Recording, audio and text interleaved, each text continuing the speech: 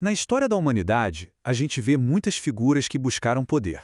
Mas olha, poucas são tão misteriosas e impactantes quanto a de um rei muito antigo, um caçador lendário que virou o grande símbolo da rebeldia humana.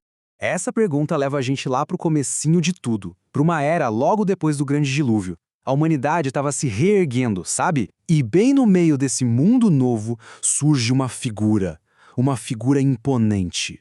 O nome dele era Nimrod, e esse nome não está ligado só à fundação de Babilônia, uma das cidades mais famosas da antiguidade. Ele também está ligado a um desafio direto à ordem divina. Hoje a gente vai mergulhar nessa história e separar o que os textos antigos realmente dizem do que virou lenda ao longo do tempo. Então vamos começar pelo começo, né? Pelas primeiras vezes que esse personagem aparece, inaugurando a era dos grandes impérios num mundo que tinha acabado de recomeçar. Ok, vamos entender isso aqui. O livro de Gênesis é bem específico sobre ele. Ele não é um personagem aleatório. A linhagem dele conecta ele direto com Noé. Isso coloca no centro de tudo, bem no recomeço da humanidade. E a Bíblia faz questão de dar um destaque. Ele é o ponto de partida do poder organizado na Terra. Para a gente entender Nimrod de verdade, a gente precisa se agarrar ao que a fonte principal nos diz. Porque olha, tudo que veio depois, todas as lendas, nasceram desses poucos versículos que são importantíssimos. Agora, o que é fascinante nisso aqui é como a gente consegue resumir tudo o que as escrituras confirmam. Temos um fundador de cidades, o líder de um reino que estava crescendo lá na Mesopotâmia e um caçador famoso. Esses são os fatos. É a base de tudo que foi construído em cima da história dele. E aqui está o texto exato. Esses versículos são o epicentro de toda a lenda. Cada palavrinha aqui foi debatida e interpretada por séculos, e foi isso que deu origem a uma figura muito mais complexa do que parece à primeira vista. Agora vamos juntar as peças. Como é que a história de Nimrod se cruza com um dos eventos mais conhecidos da Bíblia, a famosa Torre de Babel? Essa é a pergunta de $1 milhão, né? A gente sempre imagina ele lá como o grande arquiteto tirano por trás de tudo. Mas o que o texto original diz de verdade? A resposta, olha, é bem mais interessante do que a gente pensa. Então, o ponto principal é esse. A conexão é pelo lugar, pelo contexto, mas não é explícita. Ele era o rei da região, o fundador da cidade, o que faz dele a figura central da época, claro, mas as escrituras colocam a iniciativa na conta do povo, que disse: vamos construir para nós uma cidade e uma torre bem alta. Para a gente ter uma ideia da ambição por trás da torre, é preciso imaginar o mundo daquela época. Babilônia não era um vilarejo qualquer, era o coração de um império, um monumento de poder e arquitetura grandiosa, exatamente como os historiadores descrevem. Isso é brilhante, porque mostra como o relato bíblico tem um pé na realidade histórica. Os zigurates, que eram tipo umas pirâmides gigantes de degraus, existiram de verdade na Mesopotâmia.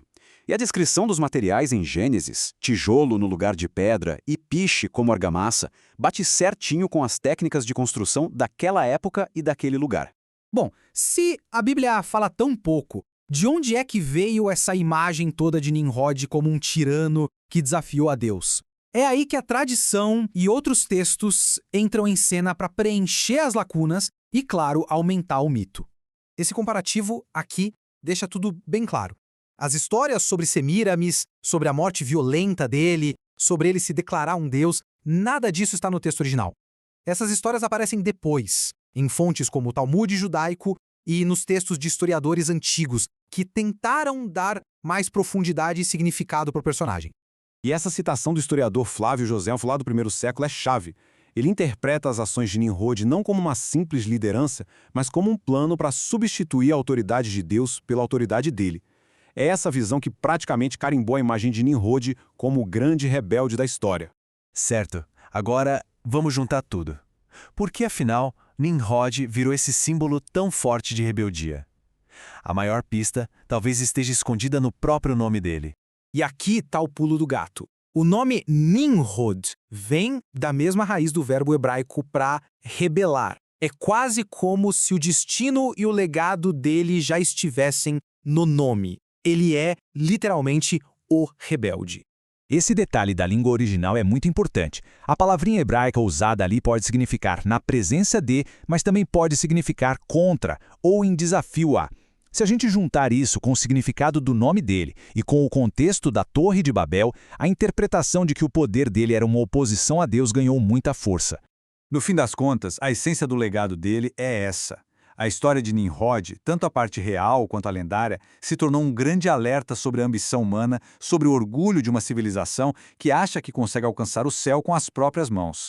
E essa é a questão que continua valendo até hoje, né? A figura de Nimrod faz a gente pensar sobre o que é o poder, onde termina a liderança e começa a tirania, e o que acontece quando a ambição humana simplesmente ignora qualquer limite. É uma história muito antiga, mas com um recado que soa muito atual. Se essa análise te fez pensar, se você curte esse tipo de conteúdo que vai a fundo nos detalhes, não esquece de se inscrever no canal e deixar o seu like, porque ajuda muito a gente a trazer mais histórias como essa.